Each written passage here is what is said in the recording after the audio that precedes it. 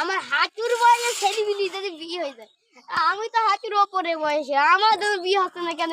ওই শালা ঘটককে আমি 1 মাস ধরে বলছি আমার বিয়েটা দে, বিয়েটা দে। 1 লাখ টাকা দিচ্ছি, 2 লাখ টাকা দিচ্ছি, বিয়ে দিচ্ছে। ঘটকের এর আগে 21 টাকা কে আসি। ওই ঘটক ভাই, ঘর থেকে বেরো। এই যাও তো, বিয়ে করবা দিবি? বিয়ে করবা? হ্যাঁ, বিয়ে করে দিবা। চলো মেয়ে দেখে আসি। চলো তো ভাই।